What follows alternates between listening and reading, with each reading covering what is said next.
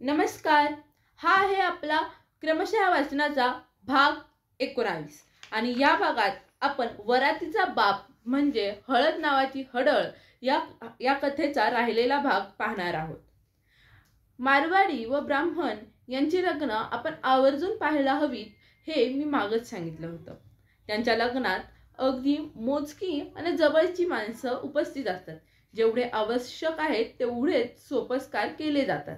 वेळेचे अगदी काटेकोरपणे नियोजन केलेले असते। मर्यादित पण सुंदर अन्न पदार्थ बनवून जेवू घालतात। जास्त गाजावाजा न करता शांतपणे सगळं पार पाडून वेळेवर घरी जातात। हे सगळं पाहिलं की बरं वाटतं। बहुजन समाजातही असे विवाह अजिबात होत नाहीत असं नाही, पण त्यांचं प्रमाण हे अगदी नगण्य आहे। त्यामुळे अशा काही समाजाचे आदर्श घेऊन पुढे जायला आपल्याला काय हरकत आहे? त्यात आपलाच फायदा आहे ना। एवढं परखड लिहिण्याचं महत्त्वाचं कारण म्हणजे आपल्या लग्न समारंभासाठी होणारे भयानक खर्च पाहता आणि त्यातल्या त्यात मी पुन्हा वरात या विषयाकडे वळेन की फक्त आपल्या राज्याचा विचार केला तर फार अनाठाई पैसा आपण दरवर्षी गमावत आहोत। फक्त एक उदाहरण म्हणून एका वर्षात आपल्या राज्यात फक्त 10,000 विवाह होतात असं समजू। त्यातल्या 8,000 जणांनी फक्त वराती केल्या असं समजू।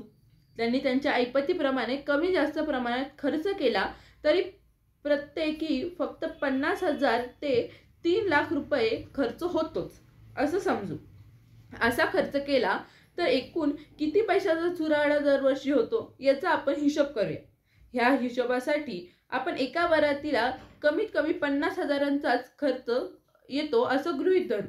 त्यानुसार 8,000 वरातींचा खर्च हा तब्बल 40 कोटी रुपयांच्या घरात जातो। मला सांगा, 40 कोटी रुपये ही काही छोटी रक्कम आहे? एवढ्या रुपयात किती सामाजिक कामं होतील? अगदी एखाद्याचं नवरदेवानं वरात टाळून उदार मनानं आणि सामाजिक भान जपून 4-5 गरीब विद्यार्थ्यांना जरी शिक्षणासाठी दत्तक घेतलं तरी त्या कुटुंबाला किती मोठा हातभार लागेल। अप्रत्यक्षपणे आपल्याला बहुजन समाजाच्या गरजूंच्या विकासासाठी तो हातभार लावला जाईल असं का वाटत नाही आपल्याला? मी म्हणतो की सामाजिक कामही एक वेळ बाजूला राहू द्या, पण जर तेच वाचवून त्या नवरा नवरीच्या नावावर बँकेत जरी ठेवले तरी त्याचा फायदा त्यांनाच भविष्यात होईल की नाही? असो, सुरुवात मी नेहमी स्वतःपासून करावी म्हणून मी माझ्या लग्नात अशा सगळ्या वायफळ गोष्टी टाळल्या होत्या, म्हणून अधिकारवाणीनं एवढं हक्कानं लिहू शकलो। आता एक नम्र विनंती आहे की हा लेख वाचणाऱ्यांनी जमेल तसं इतरांना सांगून त्यांची डोकी नांगरून आणि त्यांच्या मेंदूची मशागत करावी। ज्याची खरंच अजिबात गरज नाही अशा वायफळ गोष्टी टाळाव्यात। दिखाव्यानं फक्त तात्पुरतं मनोरंजन होत असतं हे पटवून द्यावं। एवढं वाचून माझ्या बांधवांनी एखादं पाऊल जरी सकारात्मकपणे उचललं तरी ह्या लेखनाचं सार्थक झालं असं मला वाटते। नुसतं साहित्यिक म्हणून मिरवण्यापेक्षा या लेखनातून जनसामान्याची डोकी नांगरली जावीत आणि आपला समाज सामाजिक, राजकीय आणि आर्थिक, सांस्कृतिक क्षेत्रात पुढे जात राहावा ह्याच उद्देशानं मी आजवर लिहित आलोय।